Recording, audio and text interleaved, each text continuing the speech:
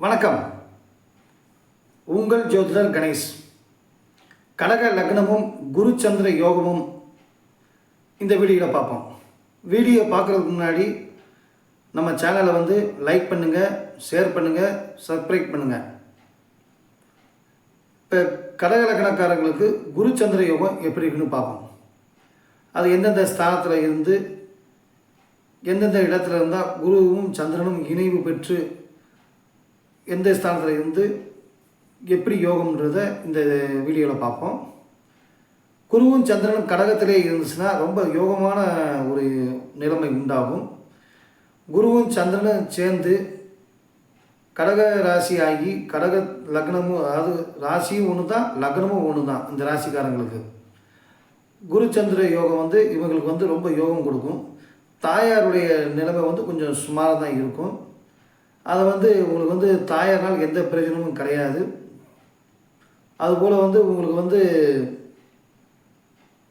திருமண யோகமும் உங்களுக்கு கொஞ்சம் தள்ளி தான் போகும். ரொம்ப 30 வயசு பிறகு ஆண்களுக்கு திருமணமும், 27 வயசு பிறகு பெண்களுக்கு திருமணம் நடக்கக்கூடியவங்களுக்கு லக்னத்திலே குருவும் சந்திரன் இருந்துச்சுன்னா அந்த அமைப்பு உண்டாகும்.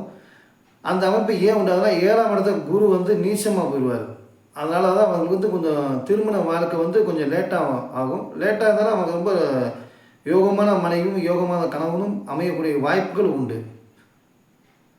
குருவும் சந்திரனும் இணைவு பெற்று சிம்ம வீடாகிய 2ஆம் லக்னமாக இருந்துச்சுன்னா அவங்களுக்கு இதே மாதிரி தான் உங்களுக்கு ஒரு நிலைமை உண்டாகும். ஏன்னா அவங்களுக்கு 27, 32, ஆணுக்கு 32, பெண்ணுக்கு 27க்கு அப்புறம் திருமணம் செய்கிறது ரொம்ப யோகமாக உண்டாகும். அதில் சில கிரகங்கள் மாறி உட்காந்து, சில கிரகங்கள் நம்ம 2ஆம் இடத்துல குருவும் சந்திரனும் தனியாக இருந்தால் தான் அந்த யோகம் உண்டாகும். அது எல்லாத்துக்கும் உண்டாகாது, நீங்கள் தப்பாக நினச்சிக்காதீங்க.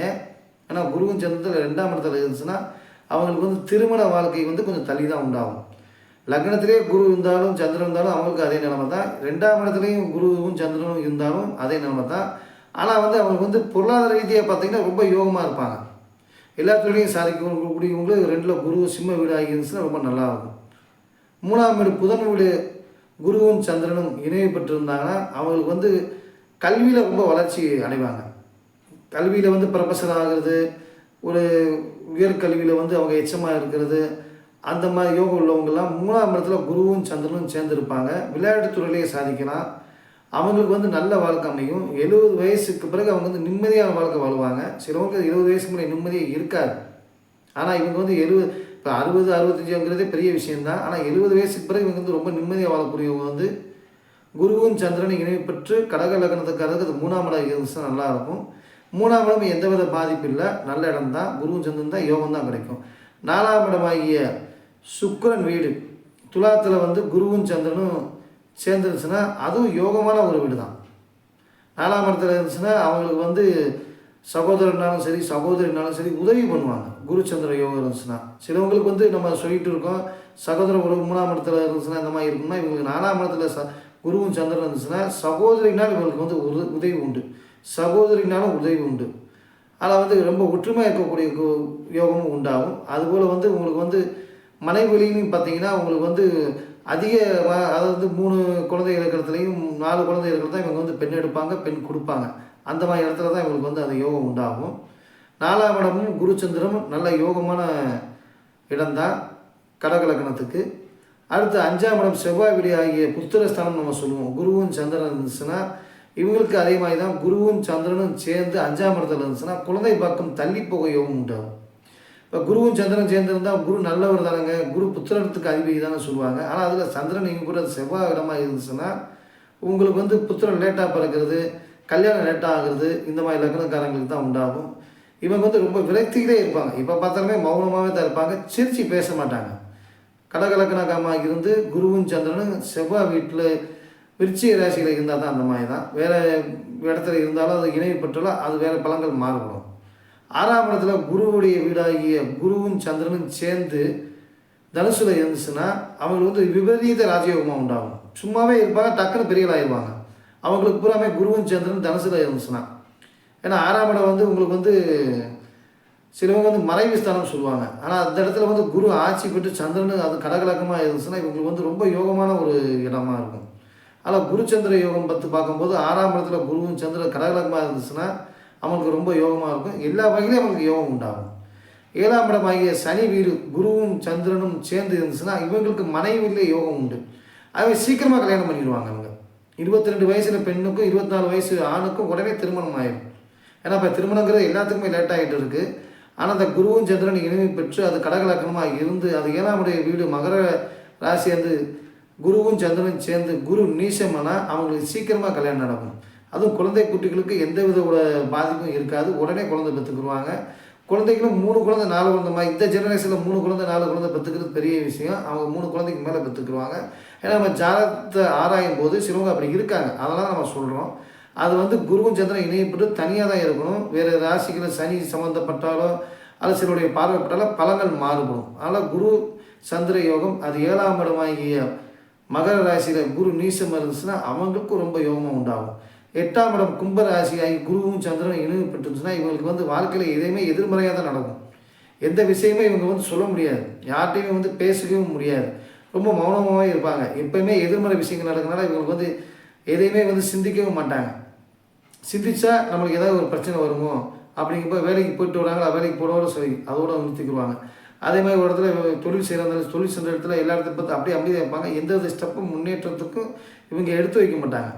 எப்போயுமே இவங்களை பார்த்தீங்கன்னா ஒரு அமைதியாக இருக்கக்கூடிய சூழ்நிலை தான் உண்டாகும். இவங்களுக்கு குழந்தையினாலேயோ மனைவினாலேயோ யோகம் உண்டாகும். மனைவி பேச்சு கேட்டிங்கன்னா இவங்க ரொம்ப பெரிய ஆளாக வரலாம். ஆனால் இவங்க எதை செஞ்சாலுமே வந்து நடக்கக்கூடிய வாய்ப்புகளுக்கு இல்லை. அதில் குரு சந்திரன் இணைவு பெற்று அது 8ஆம் இடமாகிய கடக லக்கணத்துக்காரருக்கு இருந்துச்சுன்னா உங்களுக்கு வந்து இந்த யோகம் ரொம்ப யோகமான ஒரு இடமா இருக்கும். அது வந்து அடுத்த ஒரு பேச்சை கேட்கும்.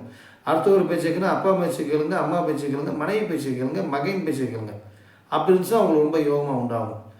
9ஆம் இடம் குருவும் சந்திரனும் சேர்ந்து மீன வீட்டில் இருந்துட்டிங்கன்னா உங்களுக்கு இதுவும் ஒரு ராஜயோக ஜாதகம் தான். இப்போ நம்ம முன்னாடியே சொல்லிட்டு ஒவ்வொரு லக்னத்துக்கு நம்ம சொல்லும்போது உயர் பதவியில் இருப்பாங்க. அந்த மாதிரி இந்த மாதிரி யோகமே உங்களுக்கு உண்டு. உயர் பதவி உண்டு. அதே மாதிரி வந்து லீடராக இருப்பாங்க, டீச்சராக இருப்பாங்க, ப்ரொஃபஸராக இருப்பாங்க, பிரின்சிபாலாக இருப்பாங்க. அந்த மாதிரி இடத்துல உள்ளவங்களாம் 9ல் வந்து குருவும் சந்திரனும் சேர்ந்து இருந்தீங்கன்னா ஒரு யோகம் நடக்கும். ஏன்னா தான் வீட்டே அது வந்து குரு வீட்டை வந்து உங்களுக்கு வந்து குரு வந்து சந்திரன் வந்து ராசியை பார்ப்பார், லக்னத்தையும் பார்ப்பார். குருவும் சந்திரனும் சேர்ந்து குரு வந்து 5ஆம் இடமாகிய கடகத்தை பார்ப்பார். அந்த மாதிரி உங்களுக்கு யோகம் இந்த மாதிரி உண்டாகுது. செவ்வாயுடைய ஆதிக்கத்தில் இருக்கும். 10ஆம் இடம் வீட்டில் செவ்வாயும் வீட்டில் வந்து குருவும் சந்திரன் சேர்ந்துருச்சுன்னா இவங்க நிலத்தில் வந்து எதையுமே வாங்கி விற்கலாம். ஆனால் இவங்க பேரில் எதுவுமே இருக்கக்கூடாது. வேற ஆள் பேரில் வாங்கி விற்கிறதா இருந்தால் இவங்களுக்கு வந்து ரொம்ப உண்டாகும். இவங்க ஃபார் போட்டு விற்றிங்கன்னா ரொம்ப இன்னும் நல்லா இருக்கும். அதுபோக மனைவிலேயே யோகம் கிடைக்கும், பிள்ளைகளிலேயும் யோகம் கிடைக்கும், தொழில்துறையில் இருப்பாங்க. இவங்க கலைத்துறையும் ரொம்ப சாதிப்பாங்க. சினிமா நடிகர்களுக்கும் இவங்க 10ல் குரு இருக்கிறவங்களுக்கும் சந்திரன் இருக்கிறவங்களுக்கும் நல்ல ஒரு யோகமாக உண்டாகும். அதே மாதிரி 11ஆம் இடமாகிய சுக்கிரன் வீட்டில் வந்து குருவும் சந்திரனும் சேர்ந்துருச்சுன்னா அரசியல்வாதி ஆகிறதுக்கும் வாய்ப்பு உண்டு. அதே மாதிரி சினிமா கலைஞர்களுக்கும் இந்த மாதிரி அதாவது டப்பிங் ஆர்ட்ஸ் அதாவது சினிமாவில் தோன்ற முடியாது, உள் வேலைக்கு செய்வாங்க. அது வந்து எடிட்டிங் பண்ணுறது, வீடியோ எடுக்கிறது, அதுபோக வந்து டான்ஸு கலைஞராக இருக்கிறது, இந்த மாதிரி இருக்கிறவங்களுக்கு புறமே வந்து குரு வந்து சந்திரன் சேர்ந்து 11ஆம் வீட்டில் சுக்கிரன் வீட்டில் இருக்கும். அதுவும் மேச வீட்டில் இருந்துருக்கும். அதே மாதிரி சுக்கிரன் வீடாகிய துலா ராசிக்கு பலன்கள் மாறுபடும்.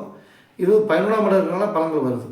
12ஆம் இடமாகிய குருவும் சந்திரனும் புதன் வீடாகிய மிதுனத்தில் இருந்துச்சுன்னா இவங்க வந்து எதையுமே வந்து சிந்திக்காமல் செஞ்சால் எல்லாமே லாபம் கிடைக்கும். எதையுமே வந்து இவங்க வந்து எதுவுமே சிந்திக்கக்கூடாது. இந்த யாருக்கா இப்போ ஊருக்கு போகணும் உடனே போயிடணும், ஏதாவது தொழில் செய்யணும் உடனே செஞ்சிடணும். ஏன்னா இவங்களுடைய ஐடியாக்கள் பூரா உடனே செஞ்சு அடுத்த ஆள் செஞ்சுருவாங்க. இவங்க செய்யாமல் இன்னும் நிறைய பேர் வந்து அப்படி தான் இருக்காங்க. செய்யலாமா வேண்டாமா, செய்யலாமா வேண்டாமா அப்படின்னு சொல்லும்போது இவங்களுக்கு வந்து செய்யக்கூடிய வாய்ப்புகள் நிறையா இருக்குது. அதில் வந்து நீங்கள் ஏதாச்சும் ஒரு பிரச்சனைகளோ அல்லது வந்து ஏதாவது ஒரு தொழிலோ அல்லது ஏதாவது ஒரு நினைச்சிங்கன்னா அது உடனே செஞ்சுருங்க. அது வந்து கடகலக்கணமாக இருந்து குருவும் சந்திரன் 12ல் வந்து புதன் வீடாகி இருக்கணும். அந்த மாதிரி இப்போ ஒவ்வொரு வீடாக பார்க்கும்போது நம்ம வந்து செவ்வாயை பற்றி பார்த்து செவ்வாய் வீடை பற்றி பார்த்தோம், சுக்கிரன் வீடை பார்த்தோம். என்னங்க சுக்கிரன் வீடு சொல்கிறீங்க, செவ்வாய் வீடு சொல்கிறீங்கன்னு குழப்பம்னு சொல்கிறாங்க. அதை வந்து நம்ம லக்னத்தை எடுக்கும்போது ஒவ்வொரு ஸ்தானத்துக்கும் ஒவ்வொரு வீடு கொடுத்துருப்பாங்க. நம்ம முன்னாடியே நம்ம சொன்ன மாதிரி வந்து கடகராசிக்கு வந்து சந்திரன் ஆட்சி பெற்ற வீடு, சிம்ம ராசிக்கு வந்து சூரியன் ஆட்சி பெற்ற வீடுன்னு சொல்லும்போது அந்த வீடு நம்ம சொல்லிகிட்டு இருக்கோம். அந்த வீட்டோட பலனும் அந்த ஸ்தானத்தோட பலனும் சேர்ந்து சொல்கிறோம். அடுத்து சிம்ம லக்னக்காரங்களுக்கு குருச்சந்திர யோகம் எப்படி இருக்குன்னு பார்ப்போம். நன்றி, வணக்கம்.